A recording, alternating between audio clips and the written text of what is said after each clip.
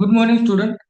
Engineering mathematics, mechanical engineering, SPPU Pune युनिव्हर्सिटीचे आपण PYQ question paper पाहत होतो. मेकॅनिकल इंजिनिअरिंग M3 मध्ये. तर हा 2024ला पुणे युनिव्हर्सिटीने विचारलेला प्रश्न आहे, 5 मार्कासाठी जूनमध्ये. सिंपल सिंपल क्वेश्चन विचारते पुणे युनिव्हर्सिटी 5-5 मार्कसाठी. चला आता आपण बघूया, रिव्हिजन करूया. And average box content 10 article. एका बॉक्समध्ये 10 आर्टिकल आहे. लाईकली टू हॅव डिफेक्टिव्ह, त्याच्यापैकी 2 डिफेक्टिव्ह आहेत. If you consider the consignment of the 100 boxes, जर आपल्याला 100 बॉक्सची ऑर्डर द्यायची आहे, how many of them are they expected to have 3 or less defective, 3 or less defective article, 3 किंवा 3 पैकी कमी आर्टिकल डिफेक्टिव्ह असतील, याचं आपल्याला काय करायचंय, काढायचंय, प्रोबॅबिलिटी काढायची. एक्सपेक्टेड म्हणजे हा 100 बॉक्स पैकी किती बॉक्स असे असतील, ते बॉक्सचा नंबर फाइंड करायचा आहे. ठीक आहे, बॉक्सचा नंबर फाइंड करूया.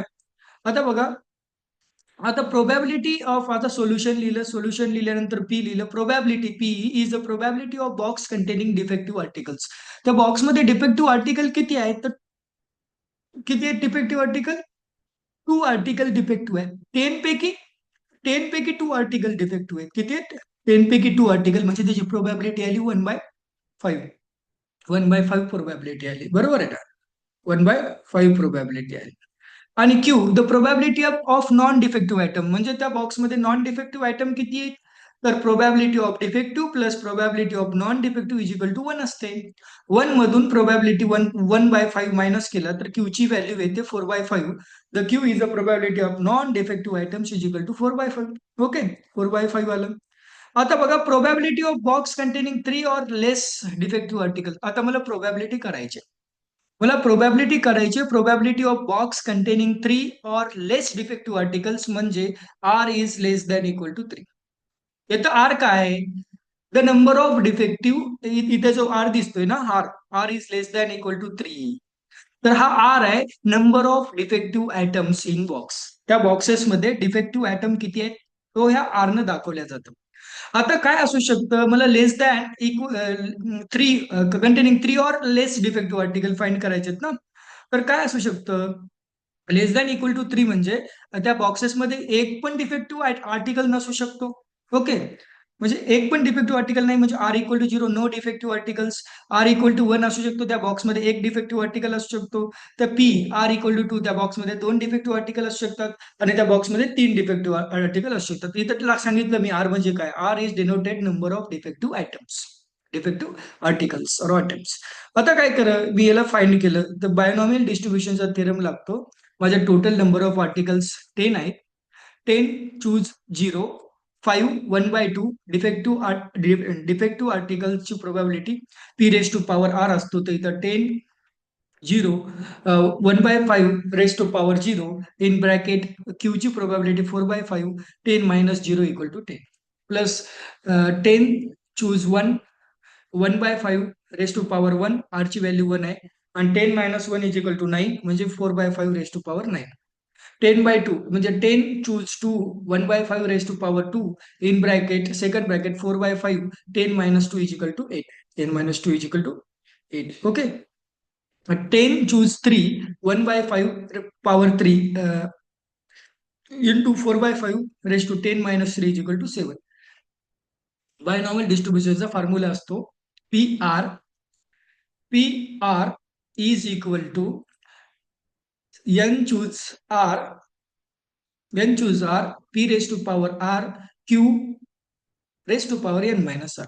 आता लिहिलं 10 चूज 0 ची व्हॅल्यू असते 1, एन कशा पण पॉवरला 0, anything raise to power 0 that is nothing but equal to 1, 4/5 raise to power 10 plus plus 10/1, 10 choose 1 ची व्हॅल्यू असते, खालून एक घर चला, म्हणजे एक इन्क्रीज केला 1, वरून पण एक घर चला 10, दिलं इथं 10.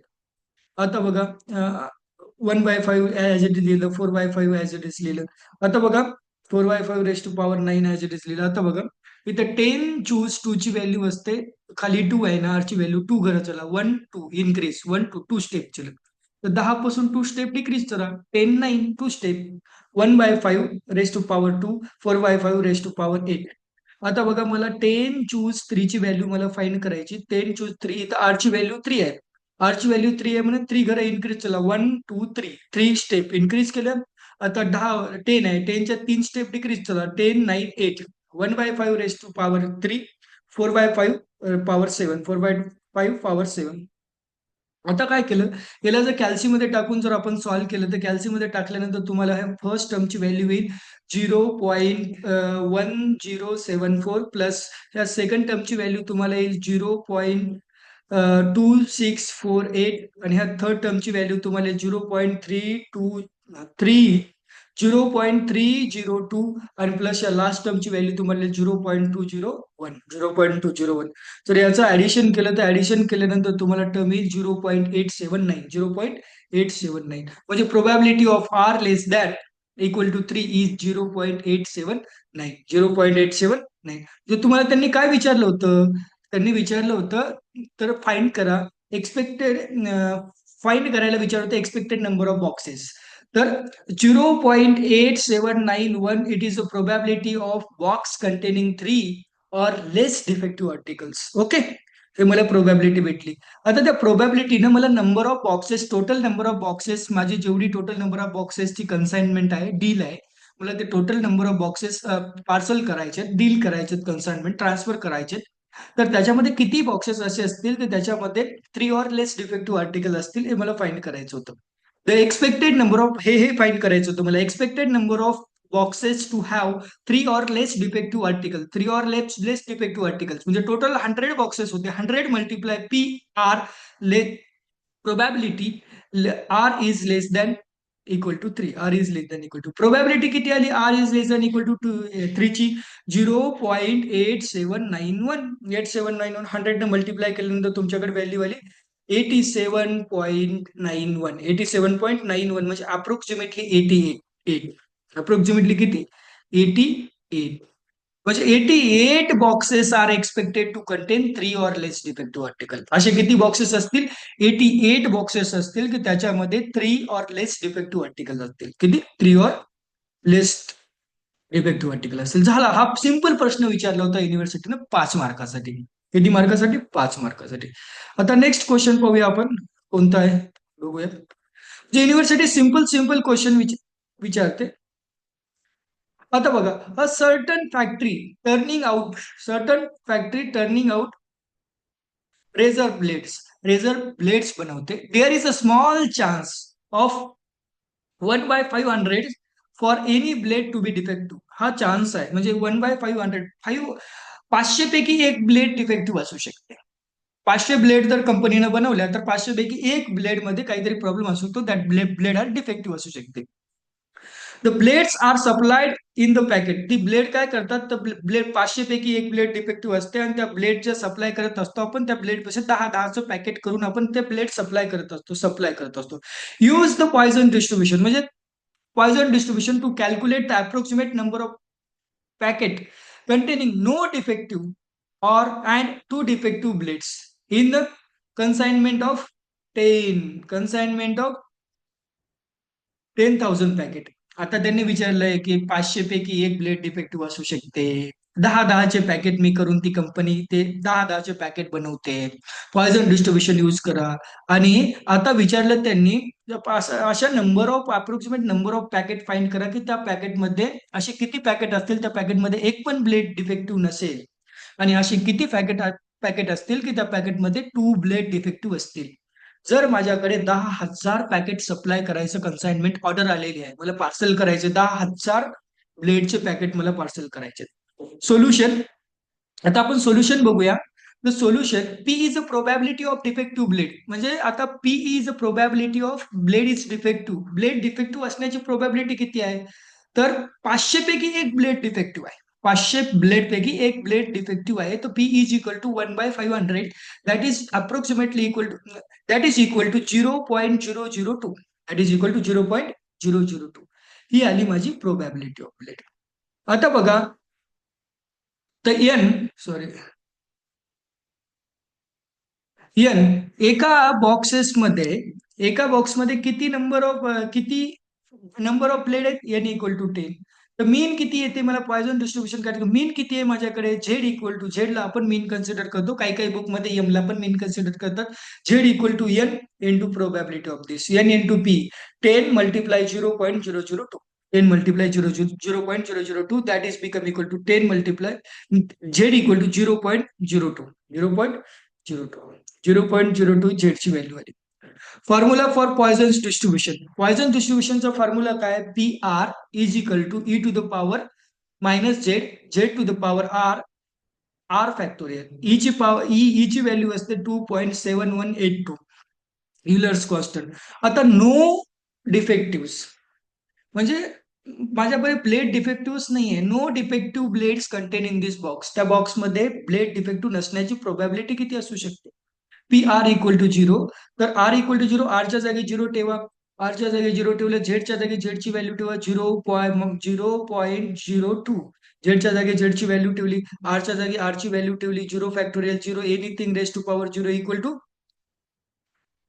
1. आता हे निगेटिव्ह आहे तर डिनॉमिनेटर केल्यानंतर पॉझिटिव्ह बनेल. आर ची व्हॅल्यू आली r equal to 0, 1 upon one divided by e to the power 0.02, 0.02 p r ची व्हॅल्यू आली. ओके, आता त्याला मला काय करायचं, ही पी आर ची व्हॅल्यू आली. Number of packet containing no defective blades is consignment of 10,000, 10,000 packets, 10,000 packet, 10,000 ब्लेडच्या पॅकेटच्या ऑर्डरमध्ये, 10,000 ब्लेडच्या पॅकेटच्या ऑर्डरमध्ये असे किती ब्लेडचे पॅकेट असतील, त्याच्यामध्ये एक पण त्याच्यामध्ये एक पण ब्लेड डिफेक्टिव्ह नसणार आहे. किती असतील तर probability of r equal to 0 ची आलेली 1 अपॉन 0.02. ई ची व्हॅल्यू तुम्हाला माहित आहे, किंवा कॅल्शियम मध्ये डायरेक्ट ई पण टाकून तुम्ही कॅल्क्युलेट केलं तरी चालेल. ई ची व्हॅल्यू तुम्हाला बरी दाखवलेली आहे 2.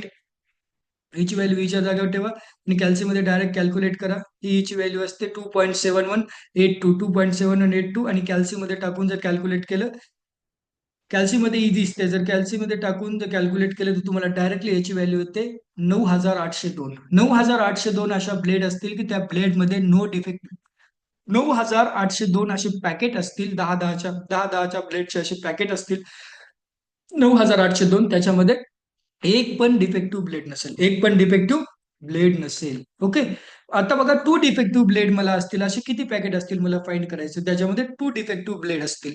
P of r equal to 2. आता काय करा, झेडच्या जागी झेडची व्हॅल्यू ठेवली 0.02, आरच्या जागी आरची व्हॅल्यू ठेवा 2, 0.02 रेस टू पॉवर 2 आणि 2 फॅक्टोरियल आरची व्हॅल्यू काय आली. आता बघा हा 2 फॅक्टोरियलची व्हॅल्यू असते 2, ई ची पॉवर आहे, ई ची व्हॅल्यू तुम्हाला माहिती आहे काय असते, ई इज अ कॉन्स्टंट आहे, युलर कॉन्स्टंट 2.7182 असते.